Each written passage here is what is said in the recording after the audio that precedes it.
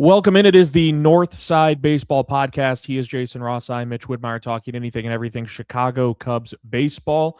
Jason, it's been a little while. I think last time we were on, it was the Alex Bregman sweepstakes. Yeah, that the Bregman. Cubs had won. Yeah. And so Bregman, of course, is a part of the picture for the Cubs this year and many years beyond that. We're hopping on to kind of give that pitchers and catchers reporting update, and thought it'd just kind of be an appropriate time since we haven't checked in with you guys and gals in a few weeks. And so we're going to talk pitchers and catchers reporting, non-roster invitees, kind of what stood out, the PECOTA projections that Jason had mentioned to me had been released, and a couple of things that maybe stood out to us. And we'll get to some other notes as well. But we start with pitchers and catchers reporting, Jason, and I know this is kind of where the energy starts to get ramped up a little bit, because you start to realize like it's about that time. I saw via the Marquee Sports Network social media account that Alex Bregman took Jamison Taillon yards and live BP today. That swing is so smooth, man. Like his swing is so short smooth and compact, man. You it's gotta love so it. compact, so compact. So I saw that clip, and that got me jazzed up even more. And it's still sinking into me that the Cubs have Edward Cabrera, and I can't wait for year 2 of Cade Horton. What has you most amped up when you see, hey, and we're recording this, by the way, on Wednesday, likely for a Thursday morning publish. So we're recording it the day that pitchers and catchers are reporting for the Cubs. What has you most amped up, Jason? I just think just seeing everybody out there in jerseys. It's just, I guess, Super Bowl ends and baseball begins, and it's good to be back with kind of daily baseball. And I think I think it's just really awesome. I'm excited about it. And just getting that clip of Bregman taking Jamison deep, which is, I guess, Jamison's going to be a little bit of the butt of that one. But it's on Twitter, by the way. Yeah, it just is what it is. But it's exciting. It's exciting to see that. It's exciting to see Bregman wearing, Chicago Cubs blue, and not like a photoshopped image of him wearing it, or like at a press conference. But he's like wearing like a Cubs uniform, which is great. Edward Cabrera, you brought up, he's got a great glove. I don't know if everybody see the pictures. Yep. The red, white, and blue heart on it, which was just great to see. And I just think all of those things just has me really jacked up. We're not at game day yet, but you can taste it. We're a little over a month away from like games that matter. We're a couple days away, from spring training games. If you're a data head like I am, they just released today that Sloan Park is going to have StatCast data this year for games. So wow, even if Marquee is not going to show a lot of the games, on TV, I think they've got like 10 this year, which is pathetically low for Marquee. They're cutting back in other areas too. It's just that's digital depressing. Team members, yeah, very much so. Yeah, man, what else are you going to show on your TV? Might as well show spring training games. I know that they're not like the biggest draws, but I'd rather watch a spring training game, at least in the background. But you'll be able to follow along on StatCast, so that's going to be really cool. And just getting some readings on some of these guys is going to be awesome. We'll talk non-roster invitees and all that, here in a moment. But I think that's going to be an important aspect of tracking, what they're looking like. A lot of times we sit down on these, these pitchers and catchers, they report, and, there's every year there's this like darling who shows up in camp who has like, hits like 390 with like 4 home runs. And it's somebody that, is like a Twins farmhand, and he's 28 years old. And I remember these every year. And, but this year with like StatCast stuff, when we look at like a Colin Snyder, or we talk about like one of these guys, if they come in and they have a good training camp, it's whatever. I really don't care about spring training data. I don't care about your ERA or how many you strike out. But, Colin Snyder comes in throwing 96 miles an hour versus 92 miles an hour. That matters. That does matter to me. Which isn't to say that, I do think when we'll talk about it as we go, but I guess, and I don't know how you feel about this. So maybe I'll ask you where you stand with like spring training data and all of that. But I guess from a me standpoint, I really don't care. Every year we see like Kyle Tucker had 2 hits last year in spring training, and then was like gangbusters in April and May. I remember Chris Bryant would have terrible camps and everybody flip out. I'm not interested in spring training data. I know it kind of makes us all get the warm and fuzzies when we see somebody hit 7 home runs or whatever, but that's not really what I'm going to get jazzed up about. And I think these guys are professionals. They're coming in for a camp. They're using this as, getting ready for game day, not necessarily that they care about what their batting average is as much as the team does. I don't think they're going to make major decisions on that. We'll kind of talk about it, but I think the Cubs roster is pretty set in many ways. Injuries are going to change that. And maybe that's where like a fringe camp battle matters. Somebody like Trent Thornton versus Colin Snyder maybe does matter a little bit more on those ends, but I'm not somebody who reads very much into like established players or even like young players. Like if Cade Horton gets knocked around in spring training, I really don't care. I feel like Cade Horton is more established, even as a prospect, with prospect standing and what he did last year than caring about that. So maybe I'll throw that one back to you. How do you feel about spring training data? Are you somebody who reads a lot into that? Do you care a lot about it? Where do you sit on that?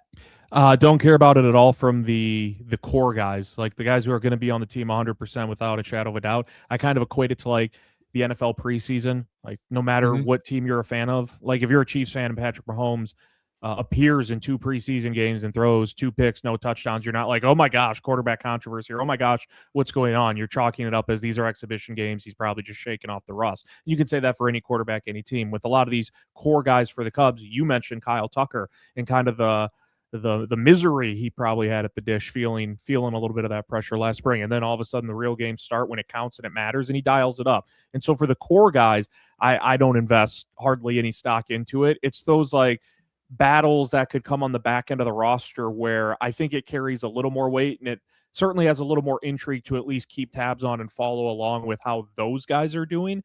That's where I find it to be at least somewhat interesting. For me, I kind of take spring training as it's just my excitement that baseball is back. And you mentioned like flipping a game on, and I know you work in a school as a teacher, and I work full-time remote. And so for me, if I can sit in my office and work and turn marquee on and watch the Cubs and have it on there, it's just like baseball is back. So that's kind of what I take away from it more than anything.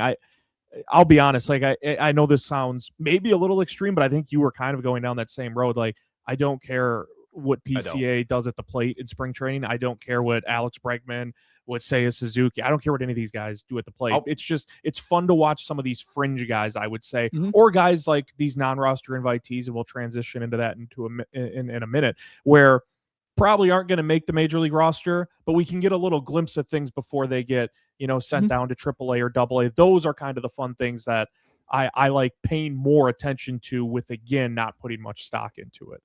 Yeah, I'll even go as far as to say I don't care about anybody's stat line at all. Not a single player stat line. Even the fringe guys, I'm not really caring about their stat line. I did mention that the data I think is where I will find, I think maybe the first time ever where I'm going to really care about it. Like seeing how hard Colin Snyder is throwing matters to me. Seeing the movement profile, and if they can add some pitches to somebody like Corbin Martin, that might matter to me. We would have picked that up with Brad Keller coming in, throwing probably 98, 99. I think we would have noticed that earlier last year if we had that StatCast data a little bit more regularly at Sloan Park. I think everybody in the Cactus League and the Grapefruit League should have data this year, which is an improvement on that. So that's really where I think I will get excited. But like individual stat lines, I've never cared about them. I think we read a little bit too much into them. And I get it. Like it's no shame if you're somebody who does do that. We're baseball starved right now, and that stuff's gonna interest us, and you can get a little excited about it. But every year we see somebody blow up in spring training, we never hear from them again. Every year we see somebody have a terrible spring training, and then opening day starts, they hit 2 home runs. It just doesn't. I don't think it's the stat lines don't matter, but I do think that there's some like under the hood data that will matter, and I will keep an eye on that. Especially with the non-roster invitees or even some of the regular guys. I know, if you see a pitcher come in and they're throwing 4 miles an hour, short. Maybe in late February, it doesn't really matter about that. But, as we tick closer to opening day, if somebody like Jameson Taillon is down at like 89 miles an hour on an average, that might signal an issue. Maybe we can keep an eye on that kind of stuff. But like stat line, not much of a stat line guy. It is the Northside Baseball Podcast. By the way, I agree with you as we're kind of bouncing it back and forth. He is Jason Ross. I'm Mitch Woodmeyer, talking anything and everything Chicago Cubs baseball. Let's talk about some of these non-roster invitees. And is it fair to say that for a lot of Cubs fans, Jackson Wiggins probably takes the cake for the most intriguing non-roster invitee that people will be at least watching kind of forecasting and thinking about, hey, what kind of impact he could have. Like, do you think he could have an impact on this team down the road this year? Because I know it's kind of like the rotation seems pretty set in some form or fashion as far as the order going with like Boyd, Cabrera, Horton, Shoti Managa, and Jamison Tyon, injuries pending. Obviously, you hope there's none of that coming out of spring. And then at some point, you're going to have Justin Steele factor back into that equation too. But could you see Jackson Wiggins, whether it's out of the bullpen for a postseason run or in the rotation at some point, factor into this team in 2026? And who are some of the other non-roster invitees that have piqued your interest, Jason? So I would say there's, as long as barring health on Jackson Wiggins, I don't think that there's any chance that he doesn't make the major league roster at some point, whether it's in the bullpen come August or September with a stretch run to add, 100 miles an hour from the right side there. The other, whether you make the rotation at some point, probably. You look at the rotation last year, everybody but Matthew Boyd spent IL time. Jamison Tyon, 130 innings last year. Edward Cabrera, about 130 innings. Cade Horton has had Tommy John, and he's had an injury 2 years ago. He had the cracked rib. These are people who spend IL time, and you've got Justin Steele coming back. Shota Imanaga had the hamstring injury. Somebody's going to get hurt, and probably not somebody, but at some point, 2 to 3 starting pitchers are going to be on the IL. And when that happens, you start to look down the list. And, I think if somebody gets hurt in April, Colin Ray's first up. Colin Ray's going to get a shot at that. But Cade Horton gets hurt mid-May. Colin Ray's had an all right season, but he's not having a great season. Javier Assad's having an all right season, not a great season. Maybe Jackson Wiggins gets the nod at that point, and he pulls a Cade Horton like he did last year. So I do think Wiggins is definitely going to make the roster at some point, barring his health and, progress and everything. He still needs to continue to grow and develop, but I think he's definitely going to make a roster. If we're talking non-roster invitees that I'm excited to see in the spring, I'm excited to see what Wiggins looks like, but he's probably not, for me, the most intriguing. The two pitchers, actually the three, that I'm really going to kind of key in on, probably the two, is Colin Snyder and Trent Thornton. These are two relievers who have pitched with the Mariners organization. They've had success at the major league level. Colin Snyder did not pitch well last year, but if you look at Colin Snyder the year prior to that, in 2024, he was awesome. He was fantastic. Tyson. Gosh, what was it? Tyson Miller. He reminded me a lot of Tyson Miller. Right-handed pitcher, low arm slot, 94 to 96 miles an hour on the fastball. Lots of horizontal movement as opposed to vertical movement. Colin Snyder was terrible last year. His velocity dropped off, but he's a tread guy. And Tread Athletics is the organization that Tyler Zombros worked heavily with, and Trent Thornton, a very similar pitcher, another pitcher who has had success at the major league level with the Seattle Mariners. If you go back once again to 2024, this is a pitcher who in 72 innings had a 3.61 ERA. He had a 3.56 xFIP. He had a strikeout rate of 26.2 miles an hour. He had a 95.6 mile an hour fastball. He came from a lower arm slot. Then last year, his velocity fell off. He fell off. He lost a little over a mile per hour. He only threw 40 innings. The strikeout rate dropped. The ground ball rate skyrocketed because he kind of changed his pitch mix up. Just wasn't working last year. Well, he's back with Tyler Zombro. He's back with Tread Athletics guys, in the organization. And these are non-roster invitee relievers who I think can make impacts. If we look at the Cubs bullpen last year, most of the bullpen that we saw at the end of the year wasn't the bullpen we saw at the beginning of the year. This year, I think it's going to be a little different. I don't think that the Cubs are going to have to release Phil Maton by July like they did with Ryan Presley, who's their big relief addition. I don't think I think we feel pretty comfortable about Caleb Thielbar coming back. I feel pretty good about Hunter Harvey. Injuries are going to be an issue, but I think in terms of when he pitches, quality is going to be good. So I don't think we're going to have to rely on Drew Pomeranz and Chris Flexen as much as we did last year. But Trent Thornton, Colin Snyder, these are successful major league relievers who have had success with Tread Athletics, who are now back with the Tread Athletics guys. So these are people that I'm really interested in. I want to see that velocity. If Colin Snyder is hitting 95 miles an hour on his fastball, I mean, that's a good seventh inning reliever. If he's not, that's not a good seventh inning reliever. And we saw that last year.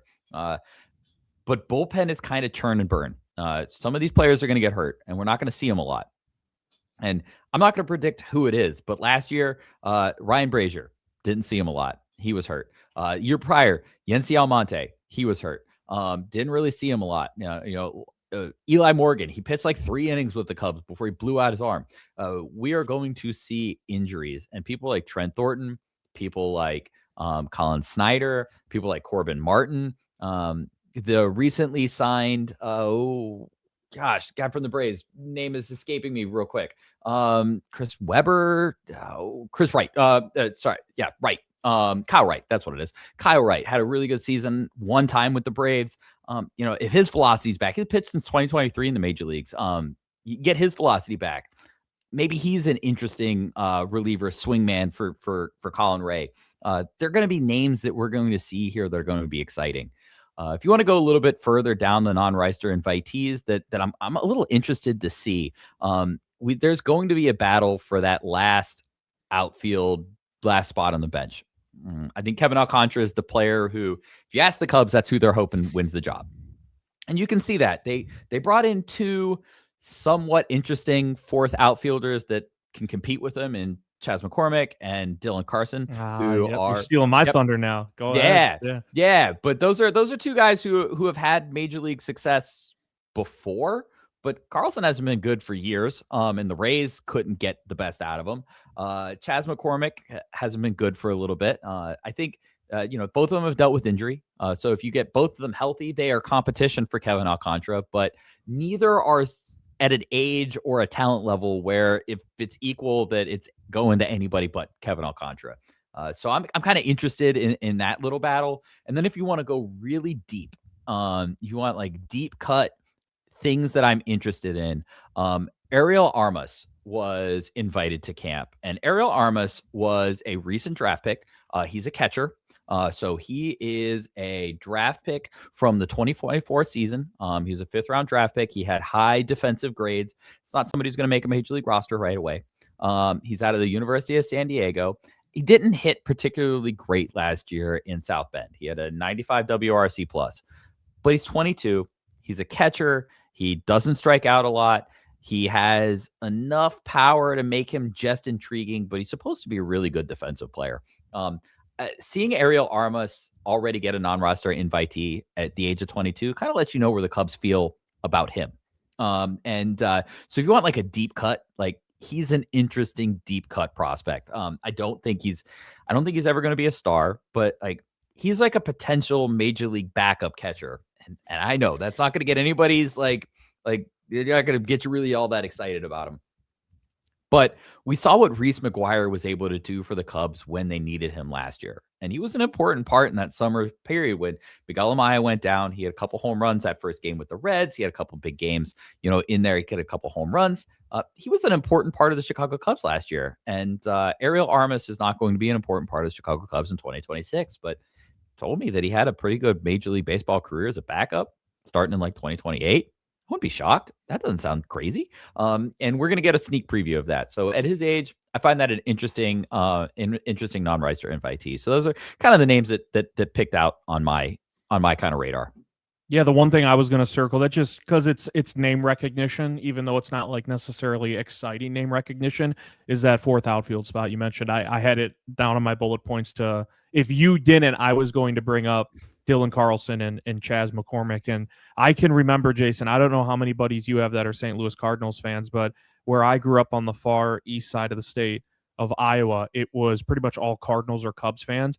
And I heard Carlson was a former 1st round pick, and at one time he was a top 15. I'm safely saying top 15 prospect, maybe top 10, but I know he had some top 10 love. Yeah, and I cannot tell you how many of my buddies that are Cardinals fans, when that was going on, were trying to tell myself and my other buddies who are Cubs fans that Dylan Carlson was going to be like the next big thing, and it just never he couldn't piece the puzzle together.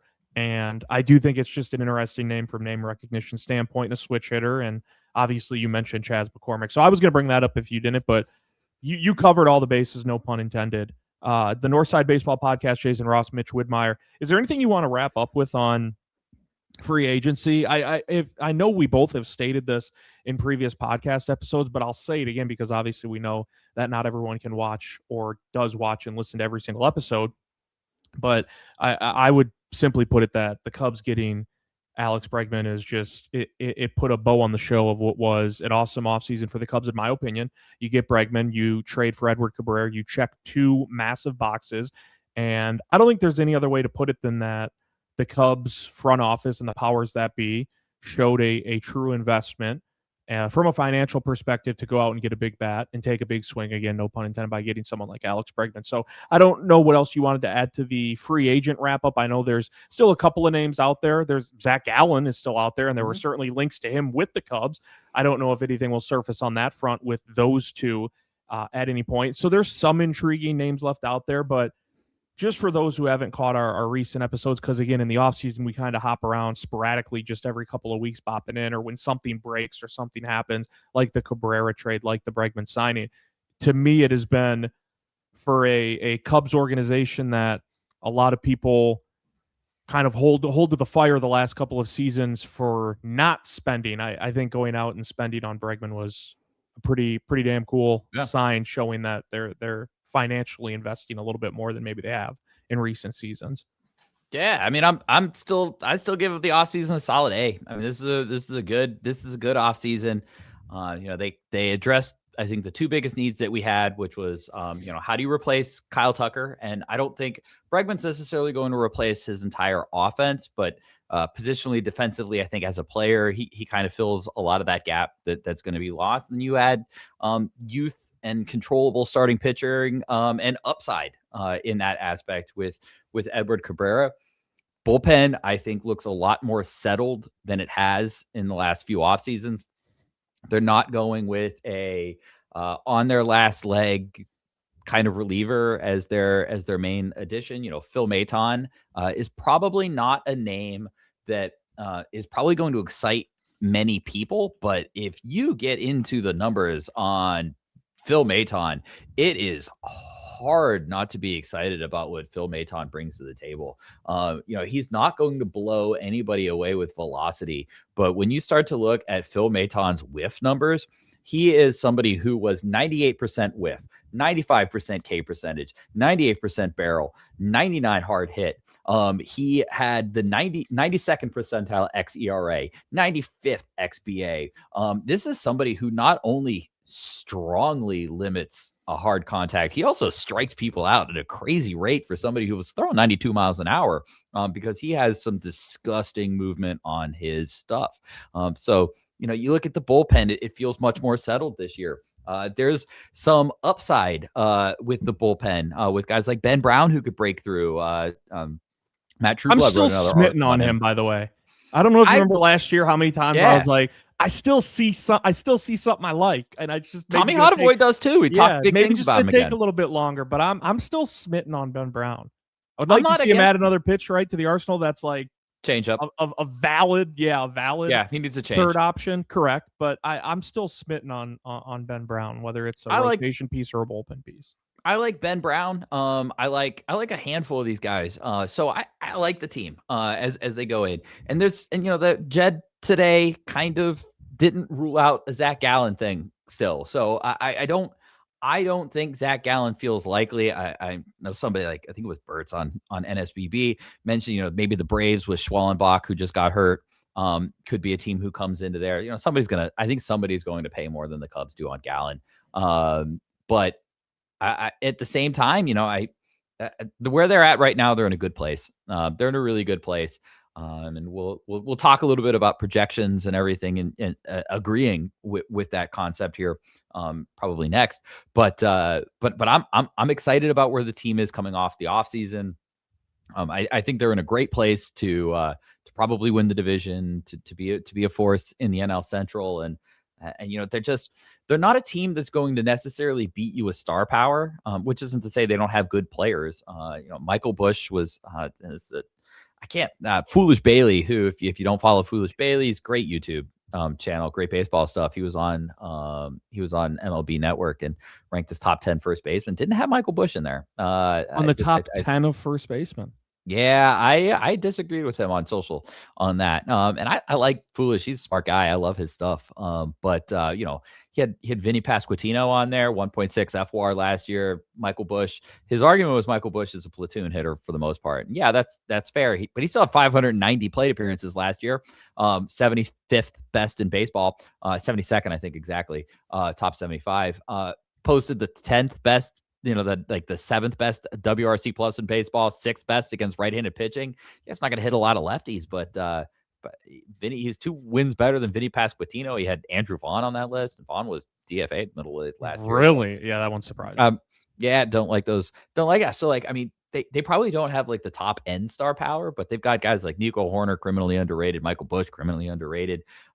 They've got Alex Bregman, who I think we're going to find out is criminally underrated. Not to say that he isn't a great player, but I don't think we realize maybe how good of a player he is until we watch him. I think he's kind of a see it to believe it guy. I have a funny feeling by the end of this season, there's going to be a lot of big Chicago Cubs Alex Bregman fans. And I kind of say that because I went into the offseason kind of lukewarm on an Alex Bregman thing. The more I've done research on like what he might look like aging wise and like what he brings to a team, I've gotten very excited about him. So, you know, when you kind of look at those things, I don't think it's going to be like a star power team, but when you look at the team, it's just like depth on depth on depth on depth. I mean, the 6th best pitcher for the Chicago Cubs might be Jameson Taillon. And listen, I'm not going to sit here and say that Jameson Taillon's like going to lead the rotation for anybody, but he's a solid Major League Baseball pitcher. And by the end of the season, when Jackson Wiggins is up, he might be the 7th best starting pitcher on this team. Shota Imanaga was last year's opening day. He might be the 6th best starting pitcher on this team. It's crazy to think how deep this team is. So I'm excited about it. Like the offseason, like where the team is headed. Think 2026 will be a fun year. You talk about some of these Cubs players being, I think you said, criminally underrated by some outlets, whether it's locally, nationally, however it may be. PECOTA projections are not criminally underrating the Cubs. No. I would say they are rating the Cubs. And we'll transition into that, Jason. It's the first thing I obviously went to when I Googled it and clicked on the link. And they have the Cubs winning the NL Central comfortably. They have Chicago projected for right around 90 wins, and they have the Milwaukee Brewers at the next highest rung in the division at around 80 wins. Personally, I think it'll be closer. Yeah. I like the Cubs' chances, obviously, to win the Central, but I liked them last year, and now it's just like permanently embedded in my mind that Milwaukee is just the boogeyman until they aren't the boogeyman. And I know they just came off a pretty damn successful season, division crown, eliminated the Cubs from the postseason, went to the NLCS, and I know that came to a screeching halt against the Dodgers, but in the offseason, they trade their ace, Freddie Peralta, because they know they aren't going to re-sign him, and they part ways with a couple of other important pieces, some utility players and a couple of third basemen.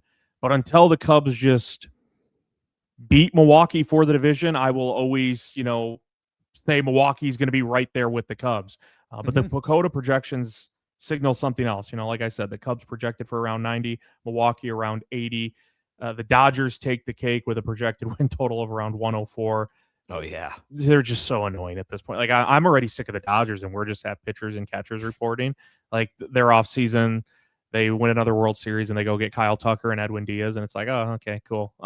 But Cubs, we'll focus on the Cubs. We'll focus on the NL Central. What'd you make of those projections, seeing the Cubbies comfortably winning the NL Central? They have the 4th best record in baseball. Yeah. I mean, fourth best.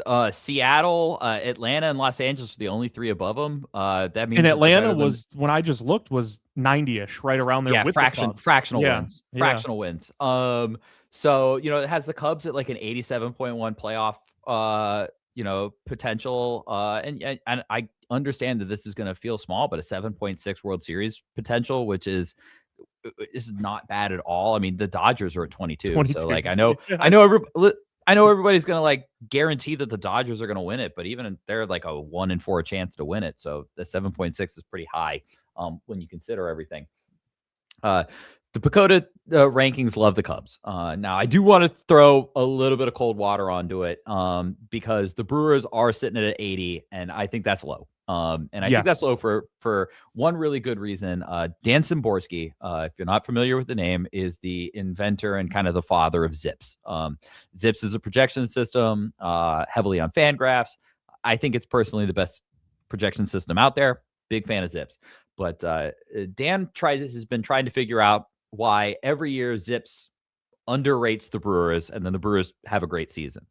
And one of the conclusions that he came up to is kind of how projection systems handle the way players are set up in that projection system. And basically, his opinion is that the way that the Milwaukee Brewers operate, which is a team of low salaried players who don't make a lot of money, they are more capable of cycling out players who are underperforming than other organizations. So like if you have a $20 million shortstop, it's unlikely that if they're having a poor season, you're going to cycle them out for somebody behind them, right? You're going to keep playing that shortstop. You're going to keep playing that first baseman that you paid $15 million to, as often as you can through June, because you made the investment in there. With the Brewers, the way that they kind of beat projections is like, well, if you're not performing, cool, that guy will. I'll go put that guy in. So what they are capable of doing is finding wins because they can cycle through their players because they don't have the investment in them. That's why they find Isaac Collins and Caleb Durbins every year. This year it'll be, or Quinn Priesters last year. I mean, all three of those players were players who I don't think that we had like on our bingo card is like, these are the Brewers boogeymen. And it was like Quinn Priester was a great pickup midseason. Andrew Vaughn, great pickup midseason. But they're capable of cycling through these guys where some teams already have investments, so they're less willing to make those changes. And Dan kind of came up with that concept that, projection systems can't see that. They can't see that far in into the future and how a team's going to utilize these players. They can kind of guess, and that's all that they can do. So, I think that I would take away that PECOTA really likes the Cubs, and the Cubs are a damn good baseball team. But I don't think they're winning a division by 10 wins. I will say right now, I do think that they're the best team in the division. And the way that I'm reading PECOTA is basically more or less that, this is the Cubs. The Cubs are the best team on paper. And if the Brewers are going to win the division, it's going to be another season like last year where they were awesome. I don't even think that the Cubs lost the division last year. I think the Brewers won the division last year. And I mean that based on, the Brewers were just really good. I mean, they had the best record. They had the second best record in the NL. They were basically the second best team behind the Dodgers. This were a really good baseball team last year. They won that division and they earned winning that division, right? They earned winning that division. And I think if the Cubs aren't going to win the division this year, it's not because the Cubs had a bad season. Like, I don't think this is going to be like, oh, the Cubs like completely underperform at 85 wins. I think it's going to be like, again, where the Cubs win 92 and somehow the Brewers win 94 because they just blow the barn doors off their projections. But if I was a betting man and you put money in my hand, I said, handicap the division, I'm putting that money on the Cubs. I do think that looking at projection systems, looking at the roster, they have the best team right now. And I think the Brewers have kind of cut into that a little bit. They've traded away Caleb Durbin again yesterday, or it was either yesterday or 2 days ago, for Kyle Harrison, former top prospect from the Giants, who just kind of bounced around, really hasn't found it yet. The Brewers are going to turn him into a good pitcher. I was going to say he'll find it in Milwaukee. Yep, he'll find it in Milwaukee, right? They're going to find it, and until the Cubs really win the division, like if you're sitting at home and you're like, listen, I'm still going to say that the Cubs aren't going to win the division until the Brewers win it. I understand that fear. Like, that's a real thing, right? It's kind of hard to say that, but I think if you just look at the rosters on paper, the Cubs have the best roster. They're deep, so like injuries, I don't think are something that. I'm not going to knock on wood and say that, injuries are going to happen. The Cubs are going to have injuries, but it doesn't feel like the Cubs didn't plan for that. I think the Cubs have as much plan as you can. I think if you lose an Alex Bregman, you lose a Pete Crow Armstrong, you lose, a Cade Horton, sometimes there just isn't a suitable backup plan. How do you back up a 4-win player? You don't. Like, there's a reason they're a backup. But I like where they're at. And PECOTA has made me feel like, yeah, projection systems like where the Cubs are at. So I'm focusing more on where the Cubs are at, less on where everybody else is. and I like where they're at. It confirms the eye test. My eye test is this is a good roster. The computers are also saying, hey, this is a good roster. And I think you can kind of, when you can triangulate with all of those data points, you can come away and I think you can feel pretty confident. Yeah, this is a good roster.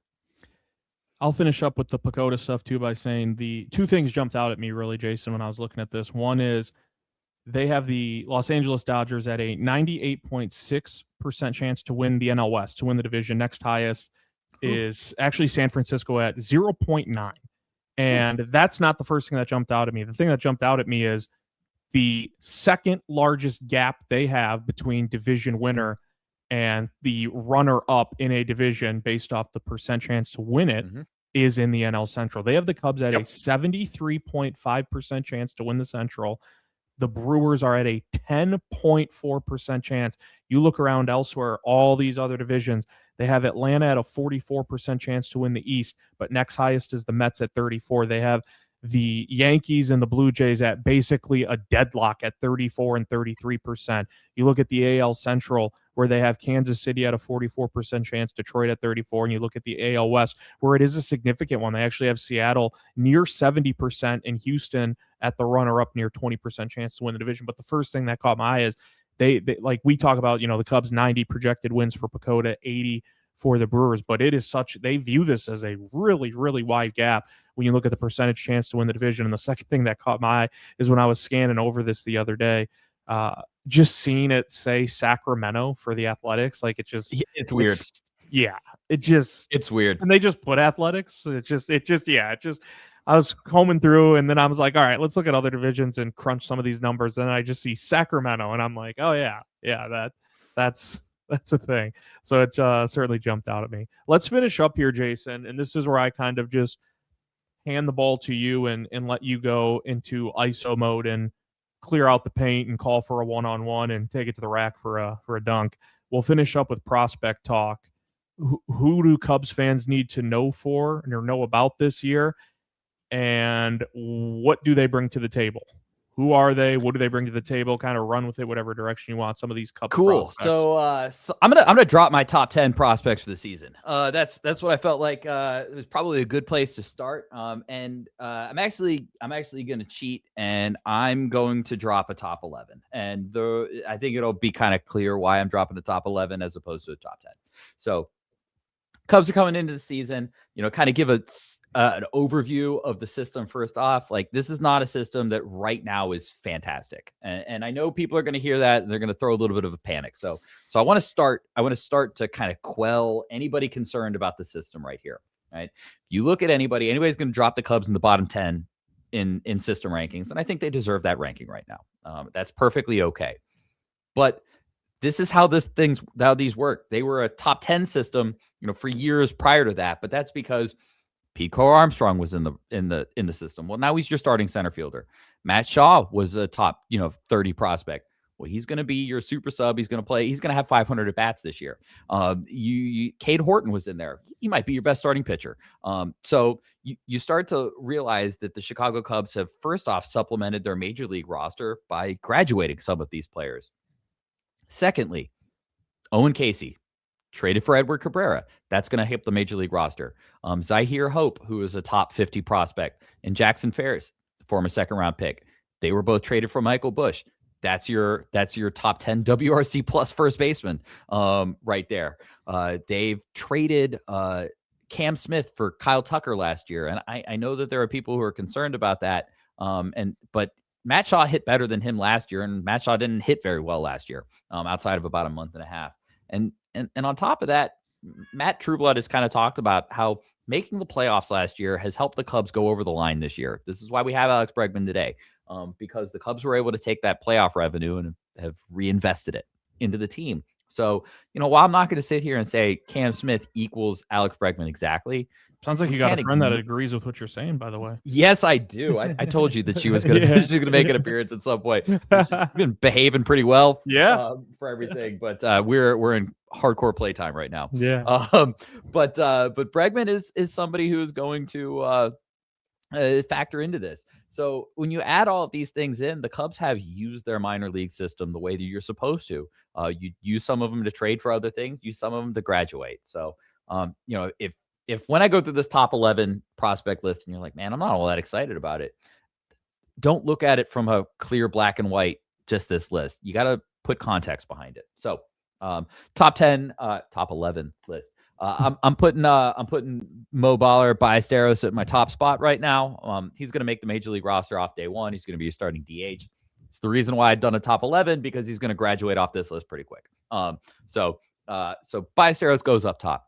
Yeah, how good he's going to be is kind of how you see his catching. And I'm going to ask everybody listening right now, please don't just look at his weight and decide he can't be a catcher. Alejandro Kirk has the same body type, and he's a plus defender at the position. That isn't to say that Ballesteros is a plus defender at the position down the road, but automatic balls and strikes is going to kind of help with framing. His footwork definitely needs some help, but he's going to spend the entire year on the major league roster. And I don't think he's going to catch a lot, but I do think that they're going to get him some catching opportunities. But he's going to work with Chad. He's going to work with Kelly, Carson Kelly all year. Carson Kelly was 92nd in percentile for blocking balls in the dirt. You got Ballesteros working with him on a daily basis. He is going to get firsthand experience from that. I know he's not going to be catching every day in the minors, but I think that there's plenty to happen. The Milwaukee Brewers turn bad defensive catchers into good defensive catchers in an offseason constantly. I'm not saying that's happening here. What I am saying is this. You give him an offseason this year, a full year of Carson Kelly working with him this year, and an offseason next year. Can he catch 30 games? Can he catch 50 games? I think it's very possible. So if he's just a DH, I think he's an all right DH. If he's a DH who can also catch 30 to 40 games a season, I think he's a really good baseball player. Coming in at number 2 is Jackson Wiggins. That's your right-handed pitcher. He hits 100 miles an hour on the gun. He still needs work on some of the secondary stuff. His slider curveball thing needs a little extra dialing in. Probably needs to dial in the changeup just a little bit more. Make sure that the control that we saw last year kind of continues on. But he's your number 2. He's probably going to make a major league debut next year somewhere. Whether it's a reliever, whether it's a starter, we're going to see him in Chicago as long as he stays healthy. Number 3 is going to be Jonathan Long. He's a first baseman or a DH. I know that he can maybe moonlight a little bit at third base, maybe a little bit of left field if you're desperate.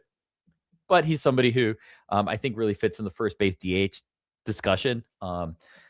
If you're wondering why he's not making the major league roster in that Kevin Alcantara spot, he didn't hit lefties very well as a right-handed hitter last year. So keep an eye on that. We're going to see kind of how that goes. But batted ball data on Jonathan Long looks great. Normally, I wouldn't have a first base DH this high in a list, even though I guess I kind of started it with a potential DH, but he's got that catcher hope to him. Jonathan Long doesn't. I don't think he has got a position outside of those. But the batted ball data is so good, and the system's just kind of not great right now. So I'm going to put him at 3. Jefferson Rojas is number 4. Young shortstop. I don't think he's got any carrying tool. This is not somebody who's got major power or great contact or is a great defensive shortstop. He's just kind of good at everything. His age, there's enough projection. I don't think he's a superstar player, but he could break out and be a good baseball player. So I've got him at my 4 spot. He didn't really do great with his promotion to Tennessee last year. He's 22. So I'm willing to give him a break, give him a little bit of time. Number 5 is, I think, where things start to get maybe a little bit exciting. I kind of back and forth between Kevin Alcantara and Ethan Conrad right here. And I went with Conrad here. So in my 5 spot, I've got the first round draft pick from last year, Ethan Conrad. I think this is an upside play. And it's probably a little unfair to Kevin. Kevin didn't have a great season last year. Sounds like he was hurt. So I might be being a little unfair. I just really like Ethan Conrad. I think that swing looks great. He's got center field upside. I think he's a potential steal. And I think had he been healthy last year at Wake Forest and had a full season of ACC baseball, I don't think he gets picked where the Cubs are. I think he's a top 10 pick. So I'm kind of valuing him kind of as almost like a top 10 pick ish in that draft with some added variance for the injury and not seeing him. So I've got him in the 5 spot. Kevin Alcantara sitting in the 6 spot. I think he's going to make a major league roster, but I think there's enough kind of questions about his contact ability from last year and the injury that I'm going gonna give kind of a bump to Ethan Conrad, while also admitting that I'm probably playing shiny new toy syndrome and being a little unfair to Kev there. But I think the trick is knowing your own flaws and being honest about them as opposed to trying to be perfect. So I'm gonna give the benefit of the doubt to Ethan, even though I probably shouldn't. In the 7 spot is going to be Kane Kepley. That's second round draft pick from last year. So I've got Kevin kind of in this mix with these things with second round, first round, second round last year. Kane Kepley blew up at Myrtle Beach last year. I mean, he was just unbelievable in his first little stint at Myrtle. He just you couldn't get the guy out. He posted up a 180 WRC plus in 131 plate appearances. Those are video game numbers. However, he played at North Carolina last year, so this is like a kid who played in the ACC, and then you've got him at Myrtle Beach. He should crush Myrtle Beach. So he did great things last year. He's a plus defender, plus speed guy, plus contact. I need to see the power at higher levels. Think there's some excitement there. Like the upside there feels like Stephen Kwan, if he can find 8 home runs, who could play center field. Stephen Kwan in center field with 8 home runs is like your perfect situation. I think he's more likely like a 4th outfielder who plays great defense, great speed, hits just enough home runs to be interesting, and makes a lot of contact. But kind of on that iffy space. 8 is one of my favorite prospects in the whole system, which is Josiah Hartshorn. He was a 6th round draft pick last year out of high school. He is switch hitter, probably first base, right field type, but plus contact, plus power. I love this kid. I love his attitude. The attitude is kind of what's giving me a little bit of extra grade. He last year, because he can throw with both arms and hit both sides. So last year, when one of the shoulders was hurt, he would only hit one way. So sometimes you'd only hit right-handed, sometimes you'd only hit left-handed, just because he wasn't giving up game time. And I like that kind of mentality out of Josiah Hartshorn. We haven't seen him in a professional at bat yet, but I think he's a big kid. He's got big power. I think he's exciting. And he's the kind of upside play that, like, you want to look at the end of the season, like which guy blows up and is a top 100 prospect. I think he's one of the guys. 9 spot, Pedro Ramirez. This is an underrated prospect, probably underrated by myself too. I don't think I've paid enough attention to Pedro.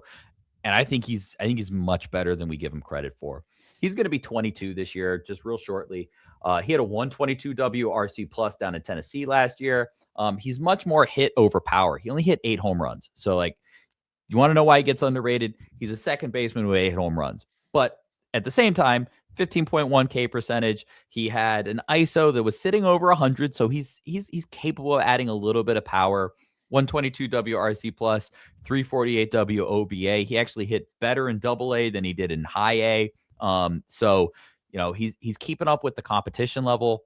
Don't think he's a star, but I didn't think Nico Horner was a star coming out of the draft. And sometimes if you just kind of do everything well, all of a sudden we look back and we're like, man, that's a 3-win guy just every year. So Pedro Ramirez just feels like somebody who I think we're underrating. He's not a big guy. He's listed at 5'9", 165. The weight thing's usually kind of thrown off with young former IFA guys like Pedro. They don't get updated very often. It's kind of a thick second baseman, but I don't think there's a lot of like projection in the body. But I like Pedro Ramirez. I'm never going to say I wouldn't say he's going to be a star, but I also think he's a good baseball player. And plus the name Pedro Ramirez, I mean, that's a name that works well in baseball circles. So he's got the name going for him too. 10 spot, I've got another 2025 draft pick. Caleb Wing was the Cubs' other big high school signing last year. Right-handed pitcher, can really run the numbers up. We haven't seen him pitch either. High school pitchers take some time. The Cubs usually don't invest in high school pitchers, but they invested heavily in him last year. So let's see what kind of comes out of that with Tyler Zombro and the team. And then my bonus is Cole Mathis. I'm a believer still there. He didn't have a good season last year. He's coming off of Tommy John. I'm hoping that a year removed from injury, a year of offseason, and he's back. He's a second round pick. We're a year and a half removed from being a second round pick. Great batted ball data. He's hit with wood. He's hit out Cape Cod leagues. This is a guy who should be hitting Myrtle Beach, and he didn't last year. So I'm hoping get past that Tommy John. That's maybe the reason that he was kind of hurt last year. I'm still a little bit of a believer, but that 11 spot, there's a lot of names you could slide in there. James Triantos, if you really wanted to slide in there, I think that would be a perfectly acceptable name. If you are a believer still in Brandon Birdsell, who's coming back from injury, you could slide him in there. If you like the fact that Connor Nolan just kind of had a good season last year, you want to slide him in there. I think these are all names that you could definitely slide in there. This is kind of I think it's a fluid list of names. I don't think we've definitely hit like a consensus level. And you can kind of look at that all around. The top 10s for the Cubs are kind of left and right and all over. And I admit I'm probably being a little unfair to Kevin Alcantara with my my Ethan Conrad spot, one above him. But I think generally speaking, that's kind of where I would sit them. You're not going to see a lot of these guys this year. But this is how you start the next wave. How do the Cubs have a top 10 system moving forward? Well, you're probably going to see Ballesteros, Wiggins, and Long at some point this year. But the rest of that list isn't coming up this year. You're not going to see them. And then next year, they've got, coming up in the next draft, they've got 4 of the top 100 picks as of right now if they don't sign Zach Gallen. So they're going to have 4 top 100 picks. And they were just talking today, a couple of people, I think it was Baseball America, was discussing it. And the best part about this draft is depth and high school pitching. So the Cubs are going to have extra slot money with a couple extra picks that they have with a qualifying offer that they lost Kyle Tucker on. And then they can add some of this. So picking a little bit late in this draft is probably a good thing. So this is how you start to fill it back up. If we're looking at this one, you've got Conrad, Hartshorn, Wing, and Kepley, 4 from last draft class. You find another 4 in the top 100 this year that you really like. All of a sudden, this minor league system starts to look a little bit better. Pitchers and catchers have reported for the Chicago Cubs. Prospect Talk with Jason is back. We love it. There is one sad part about Prospect Talk returning, and that is that I will not hear you mention the name or give a breakdown of our boy Ivan Brettauer this year because he's gone. Yeah, that was our boy last year for a little bit. Hey, there. But I started keying in on him with as he was a non-roster invite last year. Came in with new mechanics, got excited about him. So big frame. Big frame. So when we talk about these non-roster invites, it wouldn't be shocking to see somebody come in like Connor Noland, who maybe is throwing an extra mile or two more. And all of a sudden we're like, hey, you know what? This is the guy who was throwing 91, 92 last year. But if he's sitting 92, 93, all of a sudden, you get a little bit more excited about him. Maybe Corbin Martin, who's got some big stuff, just can't throw strikes. Maybe the Cubs have worked with him with the new arm slot. So keep an eye out on these guys. When I talk StatCast data, these are the things that I'm excited about. I don't care what Connor Nolan's ERA is in spring training, but I do care what his velocity is. I do care if he's lowered his arm slot. So keep that in mind. Non-roster invitees give us ideas. They give us an insight into things. And Ivan Brettauer ended up being used at the deadline last year. Without that, there might not have been a trade had he not come in and had as good of a season as he did. So, spring training has excitement. I'm not so worried, like we talked about at the top of the show. I'm not so worried about the data on like stat lines, but the data below it, the under the hood stuff, you can find some cool stuff there. He is Jason Ross. I'm Mitch Woodmeyer. However you watch, however you listen, maybe it's via our YouTube channel, Northside Baseball. Click that subscribe button. If you're listening on a variety of the different podcast ways that you can do that, click subscribe if you want. This has been the Northside Baseball Podcast. We'll be checking back in more as pitchers and catchers have now reported, and then we'll be back on a weekly regular basis once the regular season gets going. This has been another edition of the Northside Baseball Podcast.